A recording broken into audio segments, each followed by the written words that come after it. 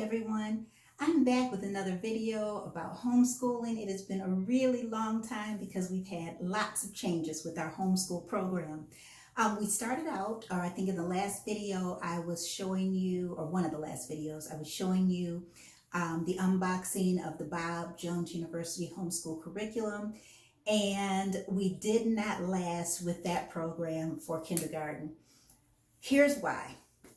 The reason we had started with Bob Jones K5 was because the Bob Jones K4 went so well. It was a really comprehensive program. We enjoyed it, doing it together, me and my little one. But when we got to K5, Trinity is just a little more aware of things that are going on, current events, things like that, and more aware of herself. And as we went on with the Bob Jones curriculum, I realized very early on that it was not multicultural enough for my liking. I have a real sensitivity and appreciation for many other cultures. And we live in a world where there are so many cultures, and it just was not celebrated or even recognized in the Bob Jones University curriculum. And I did not want that for Trinity. I think my final straw was when it was something in I think it was copywork or handwriting or something, and the word Indian was still in there for our Native Americans, indigenous people, and they're still using outdated, antiquated, and politically incorrect verbiage, and I didn't like that at all.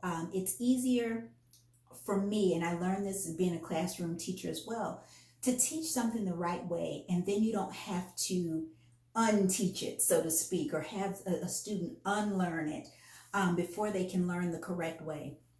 And so I want Trinity to do the right thing and to appreciate all people. We're going through a time right now, this is actually a great time to be talking about it, because we're going through a time right now of real social change. And my husband and I just hosted, so to speak, an open discussion about culture in America. And there's so many people who said that they lived a life where they were very, very sheltered, or they were just in a pocket of the United States where they didn't have people of color around, and they want to appreciate, they want to know how to be advocates, allies, but they never had that around. They didn't have any representation around them. And so I don't want Trinity to grow up in that kind of bubble. So that was the primary reason for leaving Bob Jones University. There were a couple others. I didn't feel like the language arts, for instance, it didn't make sense. the steps that they were taking, there was just kind of no rhyme or reason to the program. It was just it felt kind of like a hodgepodge to me. And so I stopped with the Bob Jones University just a couple months in, and I decided that we've got to do this another way. So what I did was just kind of researched other educational styles, other curriculum, and I did not find anything that I could purchase as a package that would just work, that I could just open up and go. There was nothing that satisfied me for what I wanted for Trinity. So I started looking for styles. I looked more into Charlotte Mason, which I absolutely love that. But the more I researched, the more I loved classical education. But again, there was not the multicultural representation with the classical education. So I decided I was going to go classical. I used this book. This has been a lifesaver. It's The Well-Trained Mind by Susan Wise Bauer, and it's been absolutely great. So this has been my foundation, my spine text, so to speak, and I was able to use this as the foundation or the base of the curriculum, and then I put into it everything I needed to put into it. So until I was able to actually put together the full curriculum the way I wanted it to be presented to Trinity, I still used the math from Bob Jones University, and I used language arts for just a couple of weeks. I used the math probably for about another month, and that's what it took me to get everything together. I like the classical education in that it is so literature based, and we have been advocates of reading and reading comprehension since Trinity was an infant when we were doing lap sit story time and that. So at the library, and she did the 1,000 books before kindergarten. And so we wanted to keep along that route. And what I did was looked for math that may be literature based, and lo and behold, I found it. We went with the Life of Fred series.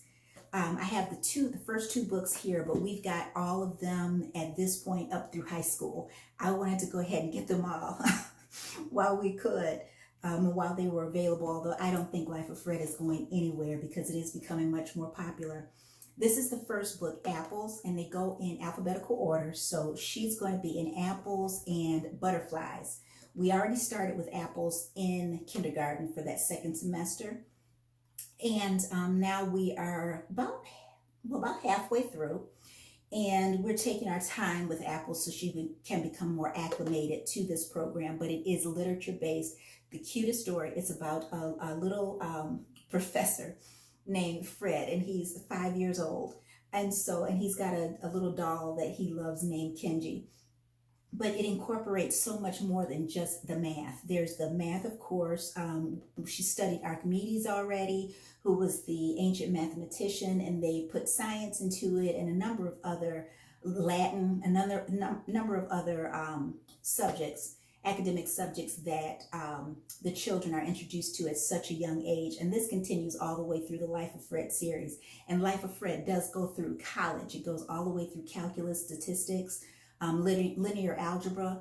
It goes on forever, and it is extremely comprehensive, and it is standalone.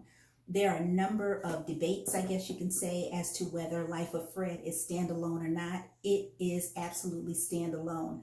We introduce, at this point, one chapter per week, and we'll do that on Monday. We introduce the chapter and then do the just a few few problems they have at the end of each chapter, at the end of the story. But they don't have a ton of problems and practice work, because the author calls it drill and kill when they do that. And they said it causes many children to dislike math because they are learning how to do something but don't know why they're doing it. And this really gives the foundation as to why we are learning math and the logic behind it. And it really does make sense. I wish I had this when I was coming up. So that's our math curriculum. I don't want to give much because this is material that is copyrighted, but you can see it tells a story. It gives you the story. It starts with the story of a little Fred, and it's got time. So you've got time right there at the beginning they're learning. It's got manipulatives that you can use, and your turn to play is always at the end. So for instance, this is chapter 1, and it gives you 3 problems, and you can use those and keep using those throughout the week and change them. You can play games using the concepts for the week. You can just do different problems using trees, count leaves, count things around the house. So I really do like the Life of Fred series, and that's what we're using for math curriculum. And now on to science. For science, we are using the Sassafras Science books. It's Sassafras Science Adventures. She started in kindergarten with zoology, because again, we jumped right in after we stopped the Bob Jones curriculum. So we started and jumped right in with zoology, volume 1. And so she'll be finishing zoology this year and also going into anatomy for this year. There are 6 volumes now. They have 5 volumes out. The 6th just came out a couple months ago, so we went ahead and purchased that. And this will take her through a few years. I went ahead and purchased several years ahead because we want to finish these series. Once we get something that we like, we'll just go ahead and go with it. Sassafras Science Adventures is great. Again, another story, another literature-based program where this tells the story of the Sassafras twins who got bad grades in science, and so their parents would not allow them to go on the summer trip with them. They instead had to go to their somewhat eccentric uncle's home, and he happens to be a scientist. So they had to go there for the summer while the family was on vacation, and they get into lots and lots of adventures using the light rail that their uncle has invented.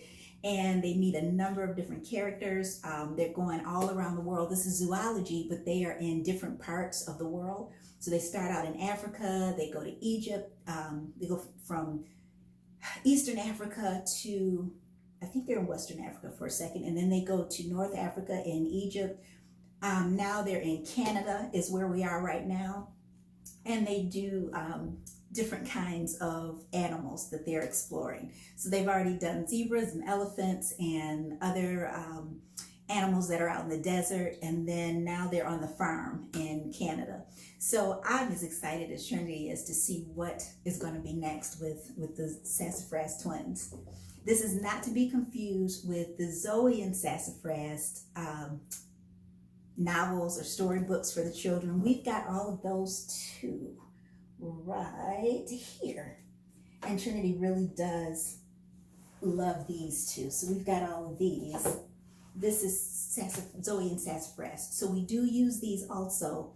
They're great stories, but there are some good science experiments that you can do with your child in the midst of these. So she has 7 books,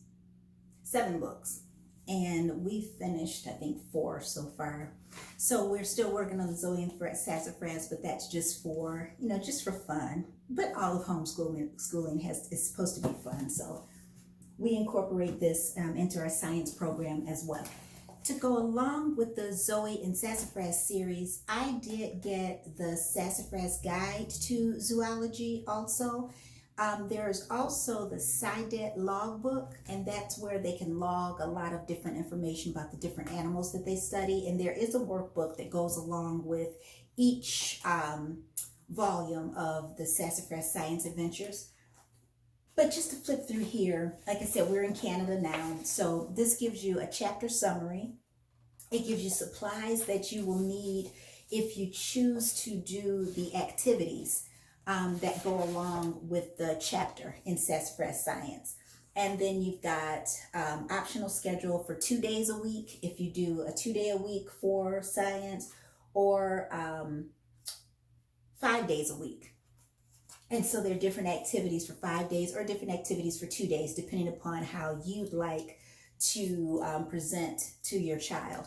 We do 1 day a week, so we kind of pick an activity from each day and incorporate those into 1 day.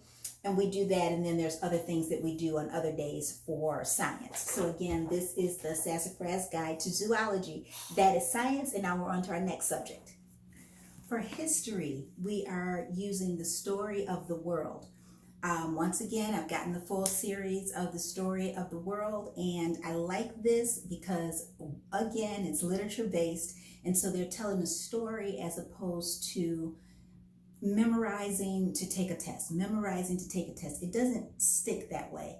When they have the story and all of the facts are included in there, it's great.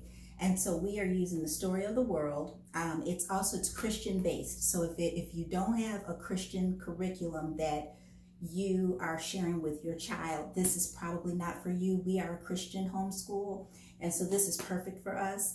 I've enjoyed it again so far. We started this in kindergarten, and we're going to finish volume 1, which is ancient times, and then we will progress into volume 2 through 1st grade. We probably won't finish volume 2 in 1st grade, but once again, that's the beauty of homeschool.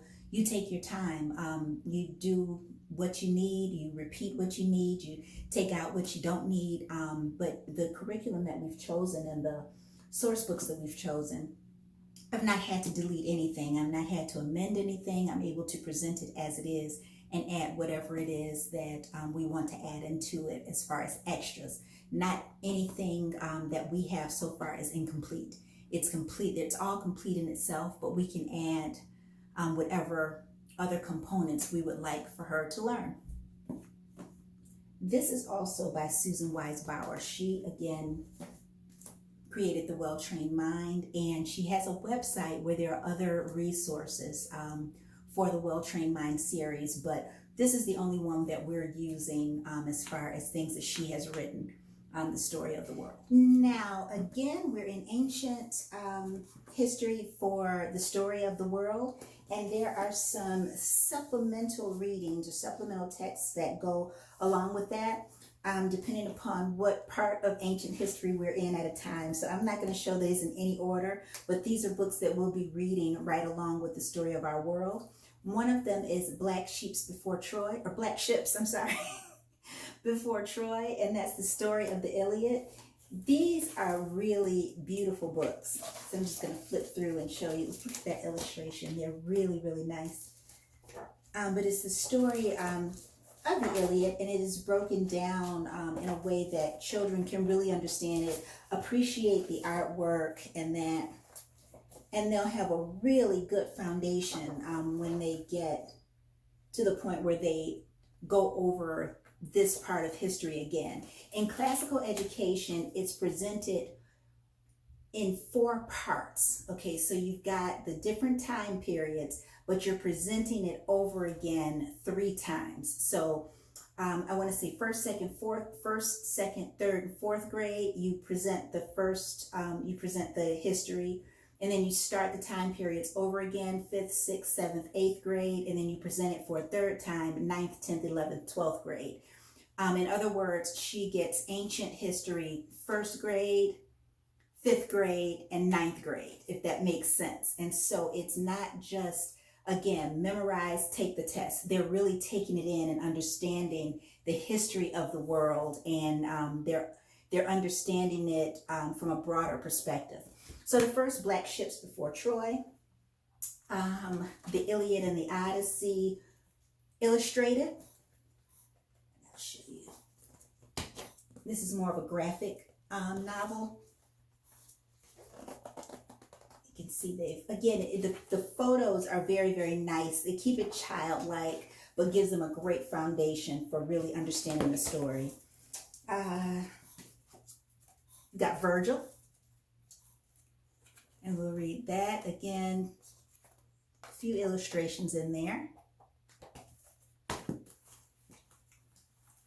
Egyptian, well, here's the Trojan horse. Let's keep it around the Greek for a little bit. The Trojan horse is right here. So the child can really understand it. Then we've got, let's see, The Elephant's Friend and Other Tales from Ancient India.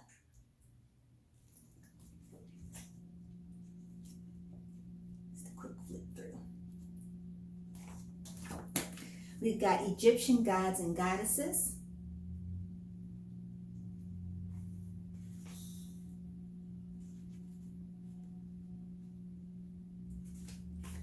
We've got Adventures of the Spider, and those are West African folk tales. So how the spider helped a fisherman, for instance.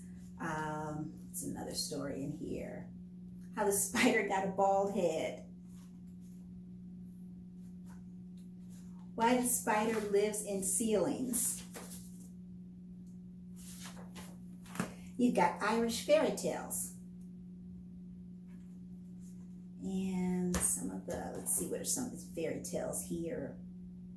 The Bee, the Harp, the Mouse and the Bun Clock, the Sprightly Tailor, the Black Horse, the Fields of Bolians, Hutton and Dutton, and Donald O'Neary, and a few more tales in here. So you've got the Irish fairy tales.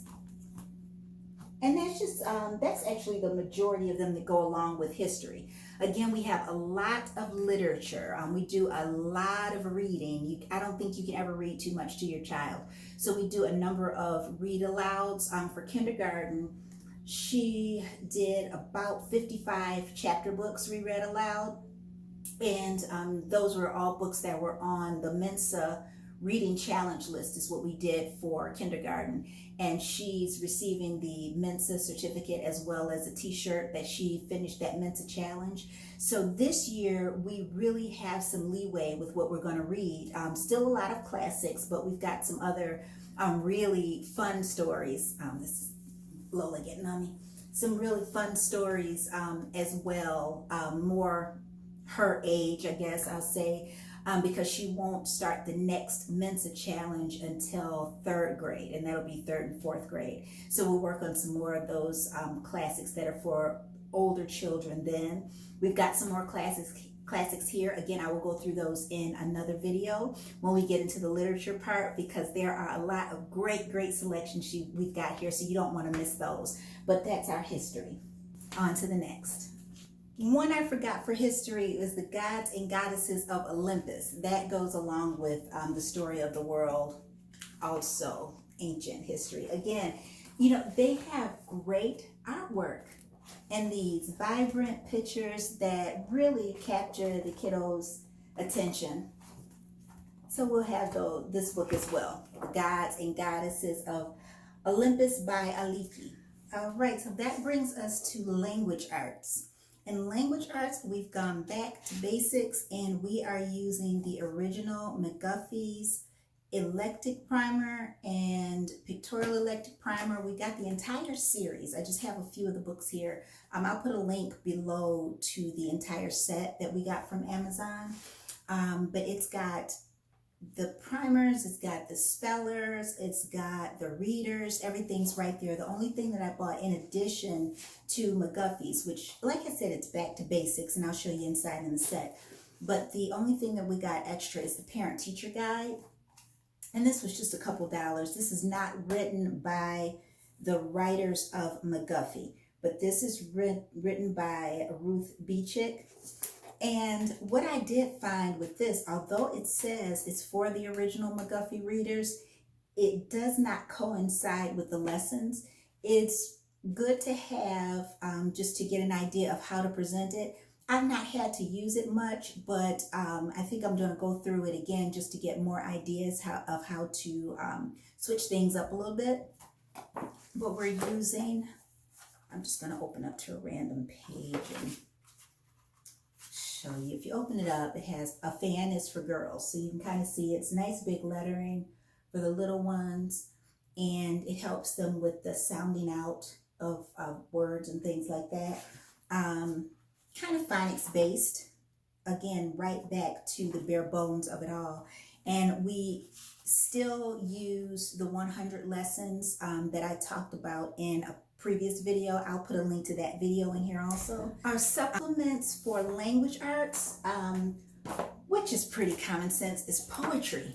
And so poetry and fairy tales. So we are working on the Aesop for children. This was a great find. I was so proud to get this. This book has not been used at all, and it was on the used bookshelf rack at the library for 50 cents. So you can find great sales and things for the literature.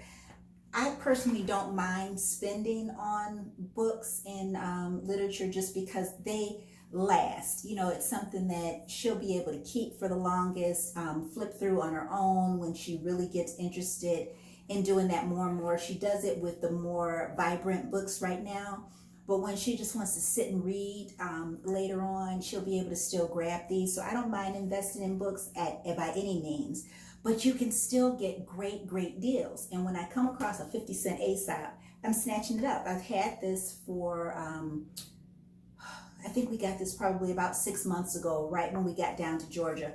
Wherever we go, I like to see what books or bookstores are, are around when we have the opportunity to do that. So we went ahead and got a membership at this library. The libraries here in Georgia allow you to get a guest membership. I can't remember exactly what it's called, but it was like $20 for the year, and I don't mind doing that. So we were able to get into the library there. Now, I'm glad we did it because once this virus hit, we haven't been able to get out and go to the stores. But right before it hit, and I think it was about a week before the quarantine started, there is a bookstore in Lawrenceville, and it's books by the pound. I cannot wait to get back to this bookstore because it literally is books by the pound. You get as many books as you want, and they just weigh it. And then you get a price for all of them. So we had some great finds right there, and I got a lot of her classical literature from there. So I can't wait until we can get back into Lawrenceville and go by that Books by the Pound store.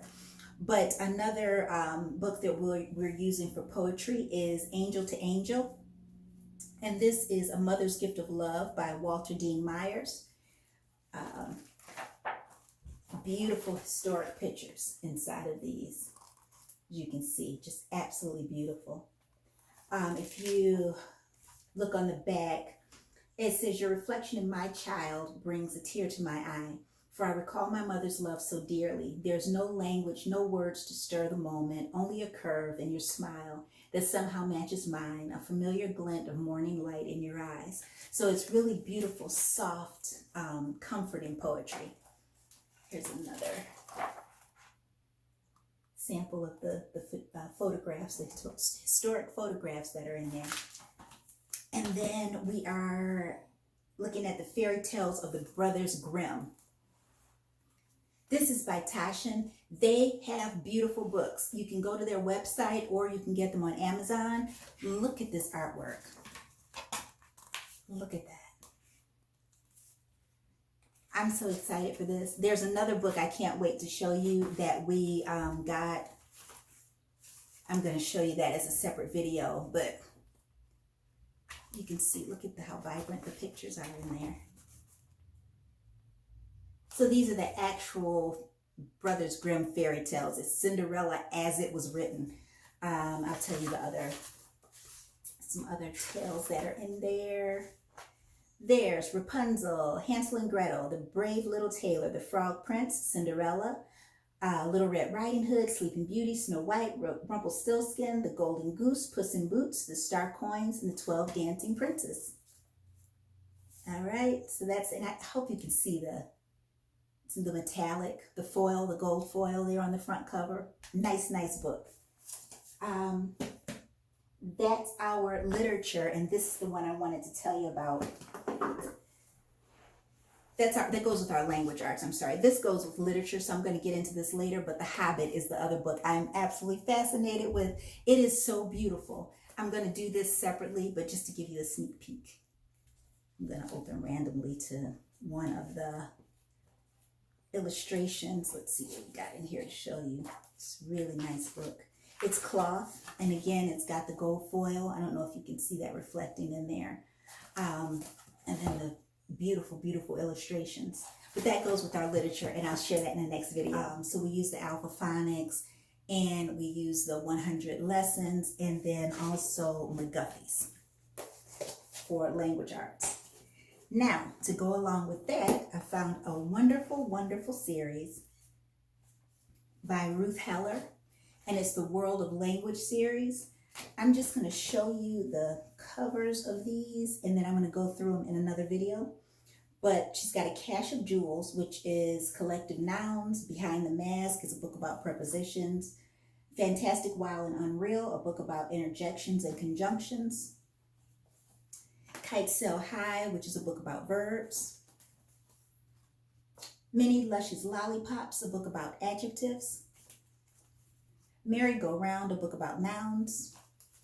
Mine All Mine, a book about pronouns. And then, as I said, Up and Away, which is about adverbs. So I'm going to go through these in another video, and I'll probably go through some of these other things in a little more detail in other videos to come. So that is our basic curriculum. Those are the math, the science, the language arts, and the history. And then we have a lot more that we're working on, and I'm going to go over that in the next video. So we'll go over art and African American studies. My goodness. Shakespeare we're getting into, so the literature and everything that we're working on, I'll get into that in the next video. Thanks for tuning in, and we'll be back soon with our next curriculum homeschool video. Bye-bye.